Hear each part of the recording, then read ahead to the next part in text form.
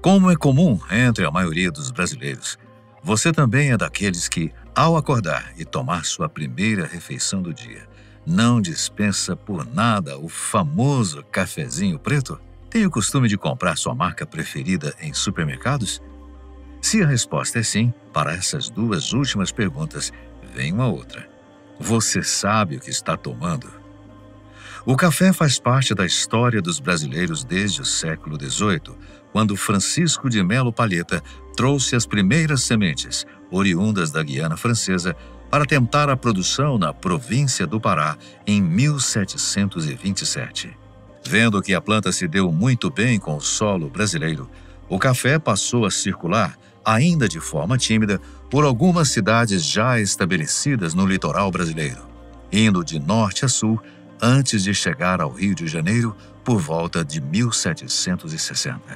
Naquela época, Salvador ainda era a capital do país. Somente 3 anos depois, com a descoberta de ouro em Minas Gerais, é que ela foi transferida para a cidade fluminense, que ainda pouco conhecia o sabor que ainda iria conquistar milhões de pessoas, não só no Brasil, como também no exterior. O café, símbolo inconfundível da identidade brasileira, encontrou no território nacional um terreno fértil para florescer, transformando-se num motor do desenvolvimento econômico e social do século XIX.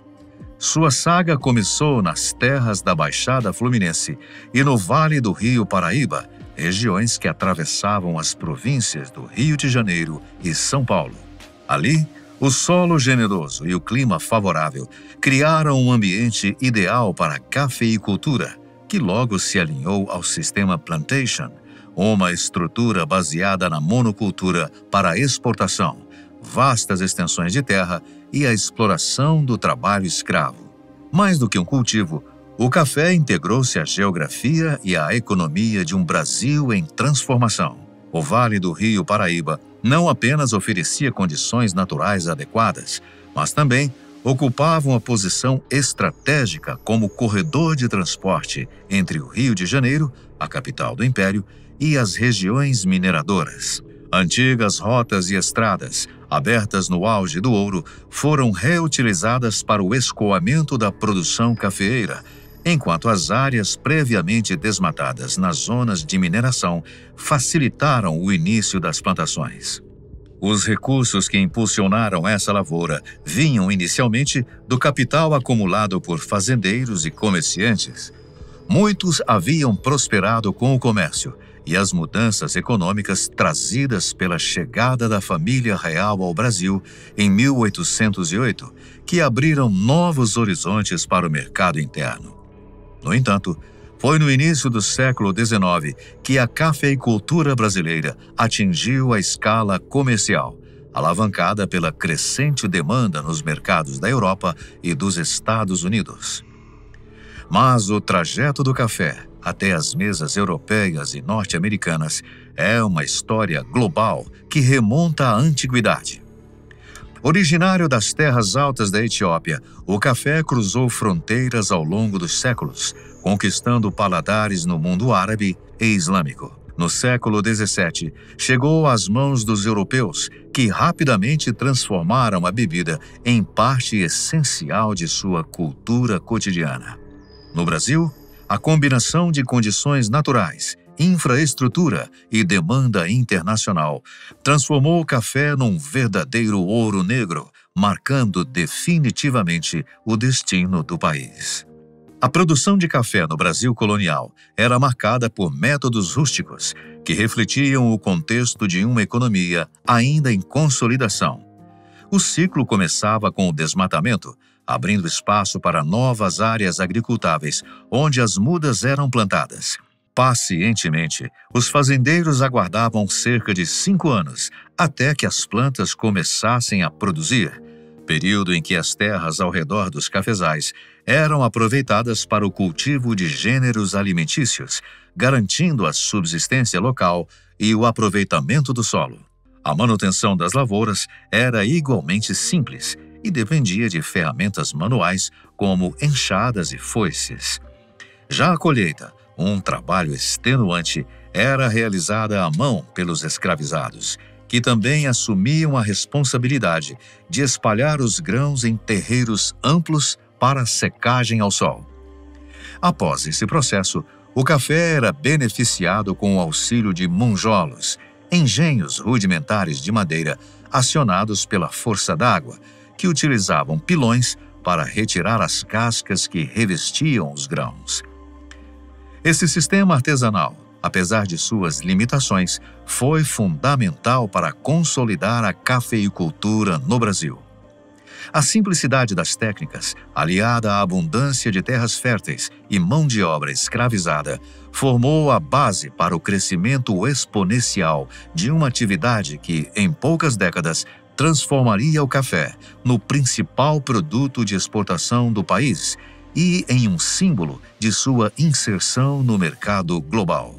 Uma curiosidade é que antes de ser produzido e comercializado na forma de pó, o café era vendido em grãos, normalmente verdes, os quais deveriam ser torrados pelos comerciantes ou, em alguns poucos casos, pelo próprio consumidor, quando este tinha condições de torrá-lo. Isso mesmo, os grãos chegavam crus aos mercados consumidores.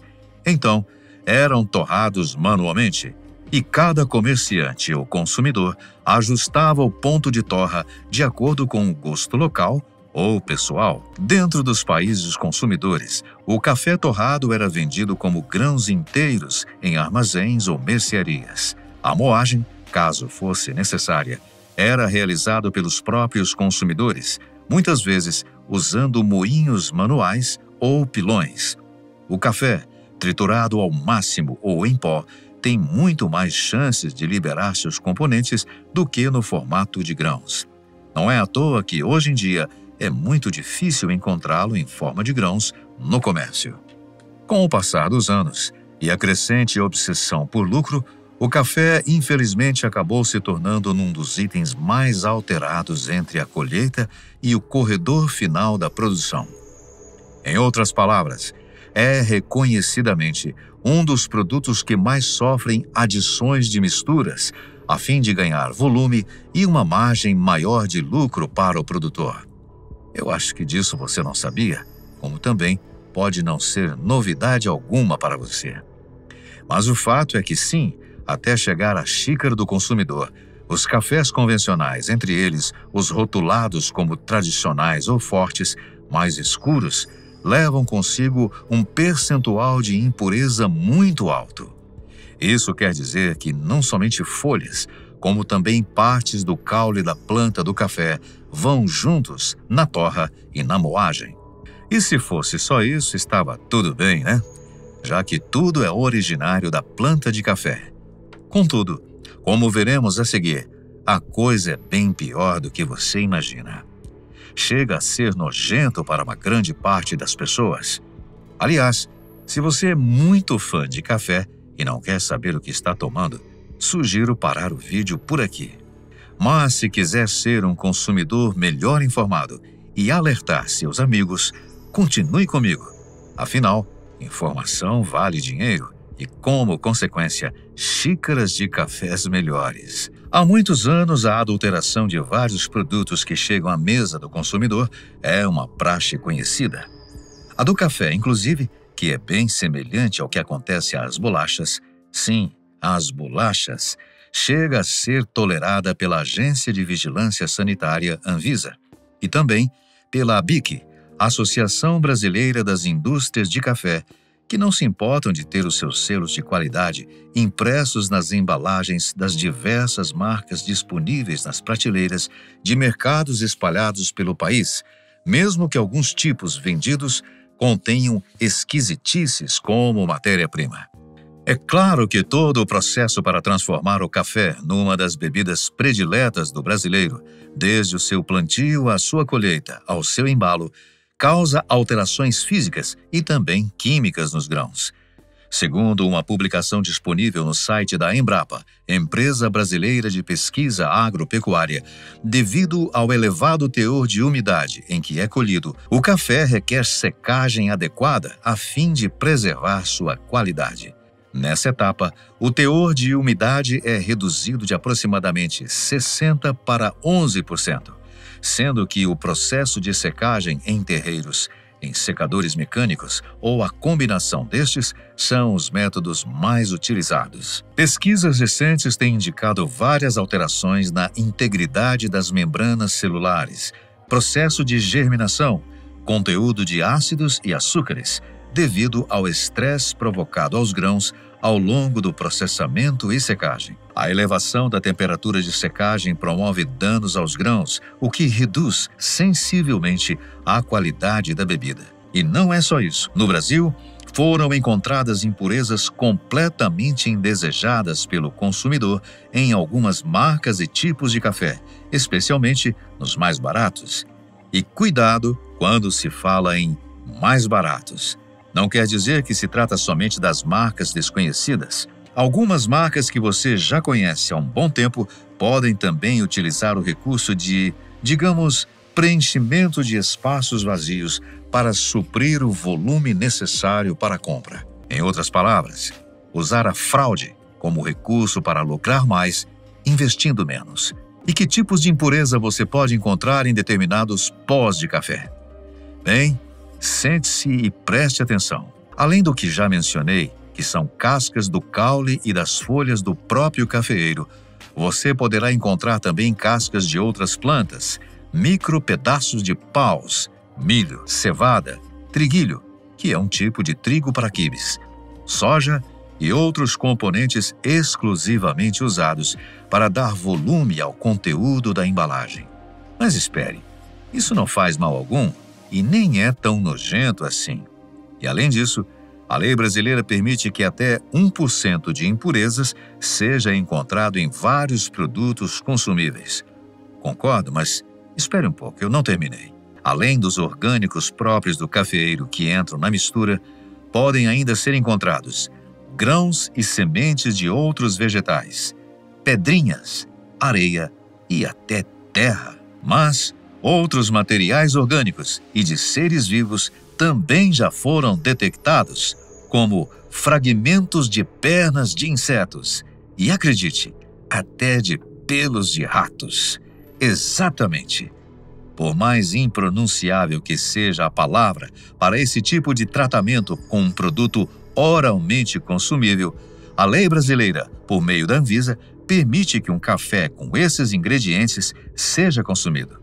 Afinal, o que é um pedacinho de perna de barata em sua xícara de café, sendo que você nem vai perceber? Queira ou não, temos feito isso desde que bebemos o nosso primeiro gole de café. Acredite, quanto mais escuro for o pó de café que você tem em casa, maior a probabilidade de esconder tais impurezas. E você sabia que uma das técnicas que você pode usar em casa mesmo, para encontrar alguma irregularidade ou estranheza no pó de café, é super simples?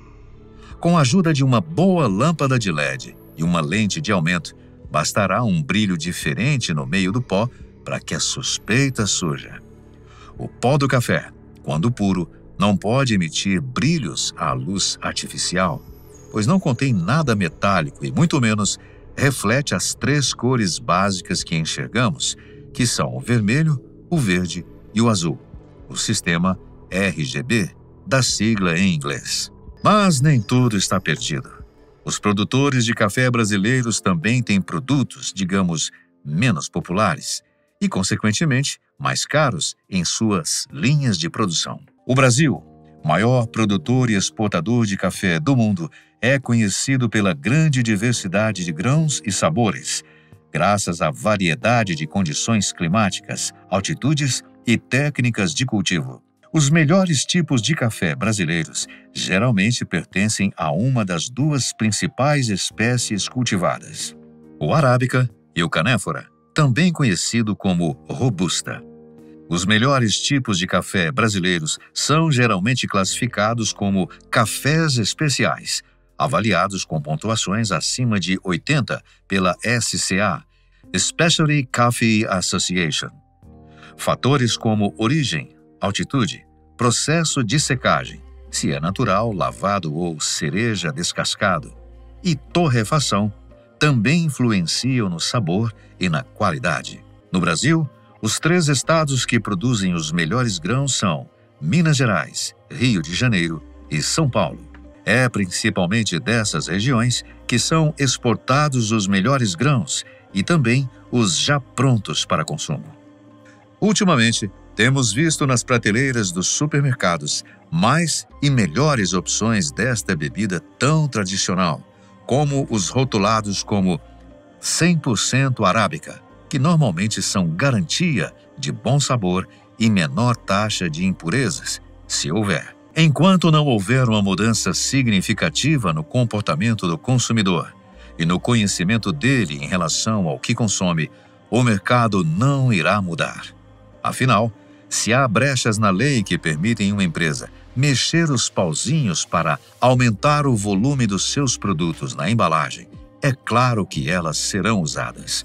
Tudo em nome do lucro, nem que seja na base da fraude, não se importando se você está fazendo ou não o papel de trouxa.